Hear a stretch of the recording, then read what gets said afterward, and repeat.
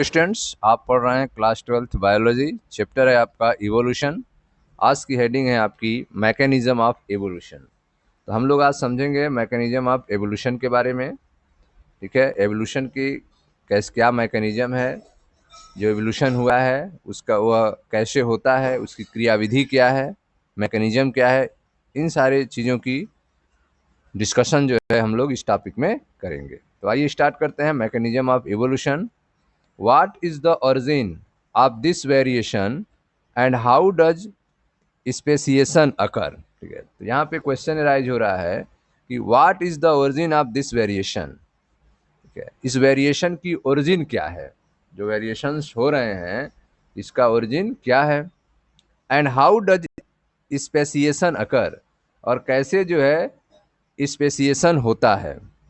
Variation की origin क्या है और स्पेसिएशन कैसे होता है। ठीक है, तो जो विविधता है, वेरिएशन है, उसका ओरिजिन क्या है, उसका उद्गम क्या है, वो कैसे स्टार्ट हुआ है, और स्पीसीज में, ठीक है, जो स्पीसीज हैं, स्पेसिएशन है, उनकी उत्पत्ति कैसे होती है। ठीक है, उनकी उत्पत्ति कैसी होती है, तो हम लोग डिस्कस करेंगे इस टॉपिक में। विविधता का उद्गम क्या है और प्रजाति की उत्पत्ति कैसे होती है। What is the origin of this variation and how does speciation occur. ठीक है, देखिए ध्यान से। Even though Mendel has talk of inheritable factor. ठीक है, यहाँ यद्यपि जो है मेंडल ने इनहेरिटेबल फैक्टर के विषय में बताया था। कुछ फैक्टर हैं जो पेरेंट से आप स्प्रिंग में जाते हैं। Even though Mendel has talk of inheritable factor influencing phenotype. ठीक है, मेंडल ने, ठीक है, मेंडल ने कुछ इनहेरिटेबल फैक्टर के बारे में बताया था जो फिनोटाइप को प्रभावित करते हैं, influencing phenotype. Darwin either ignore these observation or kept silence. Darwin जो है इस ऑब्जर्वेशन पे, जो मेंडल ने बात कही थी, ठीक है, उस बात पर डार्विन क्या है, इग्नोर कर रहे हैं, उस बात को ध्यान नहीं दे रहे हैं, या फिर कह सकते हैं कि चुप हैं, उसकी चर्चा नहीं कर रहे हैं। ठीक है, तो डार्विन आइदर इग्नोर, डार्विन या तो उस बात को, मेंडल के बातों को इग्नोर कर रहे हैं, या फिर ऑब्जर्वेशंस आर केप्ट साइलेंट, या फिर चुप्पी साधे हुए हैं। ठीक है, मेंडल ने इनहेरिटेबल फैक्टर की बात किया था, लेकिन डार्विन जो है उस बात को इग्नोर कर रहे हैं या फिर कुछ कह ही नहीं रहे हैं। ठीक, तो आप पढ़ रहे हैं मैकेनिज्म ऑफ इवोल्यूशन, विकास की क्रियाविधि के बारे में। इसमें आपने देखा what is the origin of this variation and how does speciation occur. ठीक है, इस वेरिएशन का ओरिजिन क्या है और स्पेसिएशन कैसे होती है। ठीक है, यह आपका आंसर ढूंढना है। इसमें आपने देखा इवन दो मेंडल है talk of inheritable factor influencing phenotype. यद्यपि मेंडल ने ऐसे इनहेरिटेबल फैक्टर के विषय में बताया था जो फिनोटाइप को प्रभावित करते हैं। Darwin either ignore and these observation or kept silence. Darwin जो है वो इस तरफ ध्यान नहीं दिया और इस विषय में चुप्पी ही साधी, kept silence. In the first decade of ठीक है 20th सेंचुरी। ठीक है, 20th सेंचुरी के पहले डिकेड में, पहले दशक में, Hugo de Vries based on his work on evening primrose. ठीक है, 20वीं शताब्दी के पहले दशक में एक साइंटिस्ट हैं ह्यूगो डिब्रीज। ठीक है, उन्होंने इवनिंग प्रिमरोज पे वर्क किया था। उस बेस पे, उस आधार पे brought forth the idea of mutation. ठीक है, वहां पे जो है आइडिया ऑफ म्यूटेशन जो है को आगे बढ़ाया गया। ठीक है, in the first decade of 20th century, 20वीं शताब्दी के, ठीक है, प्रथम दशक में, Hugo de Vries based on his work on evening primrose पे, ठीक है, किए गए वर्क के आधार पे हुगो डिब्रीज ने brought forth the idea of mutation, mutation के विचार को आगे बढ़ाया। ठीक है, तो इवनिंग प्रिमरोज पे अपने किए गए वर्क के आधार पे हुगो डिब्रीज ने म्यूटेशन के आइडिया को आगे बढ़ाया। ठीक, large differences arising suddenly in a population. ठीक है, म्यूटेशन का मतलब है यहाँ पे कि अचानक जो है पॉपुलेशन में डिफरेंसेस उत्पन्न हो जाएं। Large differences arising suddenly in a population, population में अचानक जो है डिफरेंसेस पैदा हों और यह म्यूटेशन की वजह से होगा। यह बात जो है हुगो डिब्रीज ने इवनिंग प्रिमरोज पे किए गए वर्क के आधार पे यह आइडिया दिया था।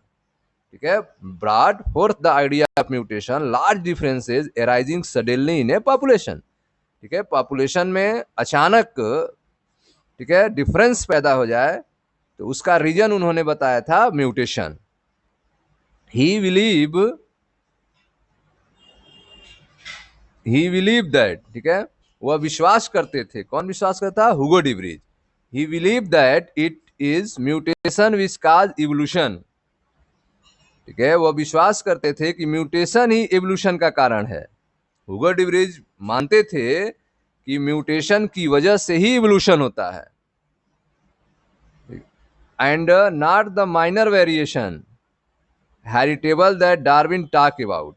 ठीक है, और जो डार्विन जो है बात कर रहे थे माइनर वेरिएशन से, धीमे धीमे परिवर्तन से इवोल्यूशन होता है, उसको वह नहीं मान रहे हैं। हुगो डिब्रीज जो है डार्विन की बातों को नहीं मान रहे हैं। डार्विन जो है वह माइनर वेरिएशन जो हेरिटेबल है, जो पेरेंट्स से आप स्प्रिंग में जाता है, जिससे एवोल्यूशन होता है, इस बात को वह नहीं कह रहे हैं। वह कह रहे हैं कि जो भी परिवर्तन होगा, चेंजेज होंगे, वह म्यूटेशन की वजह से होंगे, वह सडनली होंगे और वह एवोल्यूशन का काज बनेंगे। ही बिलीव दैट, ठीक है, तो वह विश्वास कर रहे हैं, उनका मत था कि ये भी जो भी चेंजेज हो रहे हैं, जो भी बड़े परिवर्तन हो रहे हैं, वह उस परिवर्तन की वजह से हो रहे हैं और उस परिवर्तन ही विकास का कारण है, न कि छोटी छोटी विभिन्नताएं। ठीक है, द माइनर वेरिएशन जो है, न कि छोटी छोटी वेरिएशंस जो हैं जिन पर डार्विन ने कही थी, जिन पर डार्विन ने बल दिया था। डार्विन ने इवोल्यूशन के लिए छोटी छोटी वेरिएशन की बात की थी, ठीक है, माइनर वेरिएशन की बात की थी, इन्हें हेरिटेबल जो है, तो वह उस पर बात नहीं कर रहे हैं। हुगो डिब्रीज बात कर रहे हैं कि अचानक परिवर्तन होते हैं, म्यूटेशन होते हैं, जिनसे इवोल्यूशन होता है।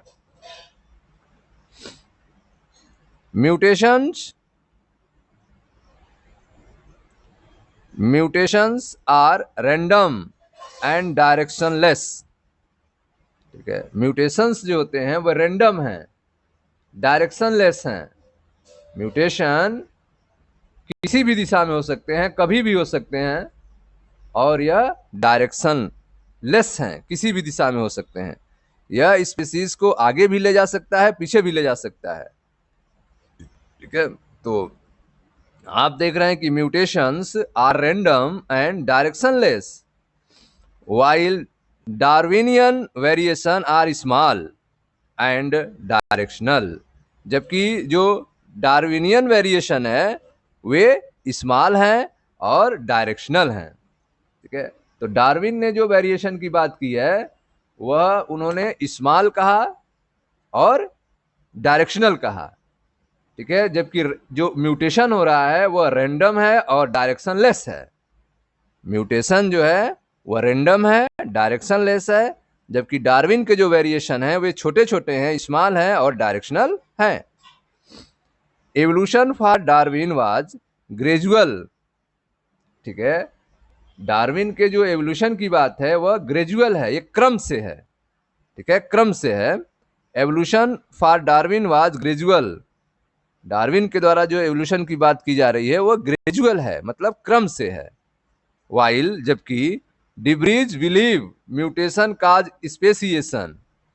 ठीक है, और डिब्रीज ऐसा विश्वास करते हैं कि जो म्यूटेशन है उसका कारण है जो स्पेसिएशन हो रहा है, जो नई जातियां बन रही हैं, उसका कारण है म्यूटेशन। डार्विन के लिए विकास क्रमबद्ध होता है, डार्विन के लिए विकास कैसा है? ग्रेजुअल है। जबकि डिब्रीज के अनुसार म्यूटेशन ही स्पेसिएशन का कारण है। डिब्रीज विश्वास कर रहे हैं, डिब्रीज बिलीव, ठीक है, डिब्रीज बिलीव क्या कर रहे हैं? डिब्रीज बिलीव्ड म्यूटेशन काज स्पेसिएशन, ठीक है, म्यूटेशन ही स्पेसिएशन का कारण है। म्यूटेशन की वजह से ही स्पीसीज उत्पन्न होती हैं, ठीक है। हैंस कॉल्ड इट साल्टेशन, इसलिए उन्होंने इसको क्या कहा? साल्टेशन कहा। हैंस कॉल्ड इट साल्टेशन, ठीक है। डिब्रीज ने इसे क्या कहा? साल्टेशन कहा, ठीक है। Single step large mutation, saltation means single step large mutation, विशाल उत्परिवर्तन का बड़ा कदम, विशाल उत्परिवर्तन का बड़ा कदम, सिंगल स्टेप लार्ज म्यूटेशन। इस बात को डिब्रीज ने साल्टेशन कहा। Study in population genetics later brought out some clarity, ठीक है। तो पॉपुलेशन जेनेटिक्स के स्टडी से बाद में इस बात पे जो है कुछ क्लियरिटी मिली, ठीक है। पॉपुलेशन जेनेटिक्स में किए गए बाद के स्टडी से इसमें जो है कुछ क्लियरिटी बाद में मिली, ठीक है। Study in population genetics later brought out some clarity, population genetics के अध्ययन के बाद जो है इस बात पे समझ जो है आगे बढ़ी, साल्टेशन के बारे में समझा गया, ठीक स्टूडेंट्स। तो ये थे आपके मैकेनिज्म ऑफ इवोल्यूशन। इसमें आपने देखा कि जो वेरिएशंस हैं उनका ओरिजिन क्या है, विविधता का उद्गम क्या है, और स्पेसिएशन, जो स्पेसिएशन है, प्रजातियों की उत्पत्ति है, वह कैसे होती है, यह क्वेश्चन था। तो इसमें आपने देखा कि मेंडल जो थे वह वंशानुक्रमिक कारकों के विषय में बताया। मेंडल ने जो बात की थी वह इनहेरिटेबल फैक्टर के बात में किया, इन्फ्लुएंसिंग फिनोटाइप के बात में बताया, और उन्होंने बताया कि जो फिनोटाइप हैं, ठीक है, उनको प्रभावित करते हैं, ठीक है।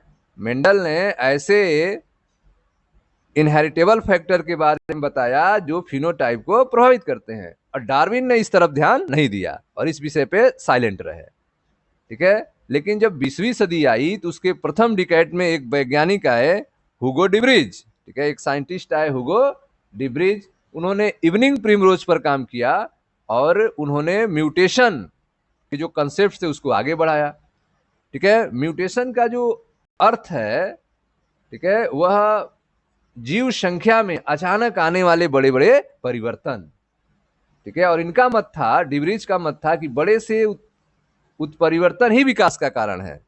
जो म्यूटेशन हो रहे हैं, जो लार्ज डिफरेंस एराइज हो रहे हैं सडनली इन पॉपुलेशन, वो म्यूटेशन के कारण ही हो रहे हैं, ठीक है।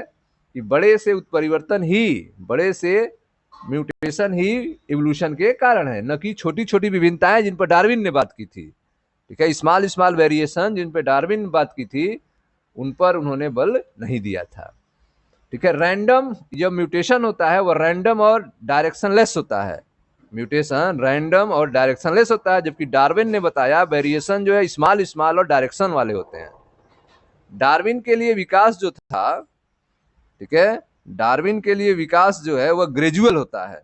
डार्विन के लिए विकास कैसा है? ग्रेजुअल है, एक क्रमबद्ध है। जबकि डिब्रीज के अनुसार जो म्यूटेशन ही, ठीक है, स्पेसिएशन का कारण है, उत्परिवर्तन ही प्रजाति की उत्पत्ति का कारण है, और इन्होंने इसके लिए साल्टेशन टर्म दिया, डिब्रीज ने इसके लिए साल्टेशन टर्म दिया, अर्थात विशाल उत्परिवर्तन का बड़ा कदम बताया। पॉपुलेशन जेनेटिक्स ने बाद में स्टडी को थोड़ा सा क्लियरिटी की, ठीक है स्टूडेंट्स। तो ये थे आपके मैकेनिज्म ऑफ इवोल्यूशन। मिलते हैं नेक्स्ट वीडियो में जहां पे हार्डी वेनबर्ग सिद्धांत की चर्चा की जाएगी। Thank you.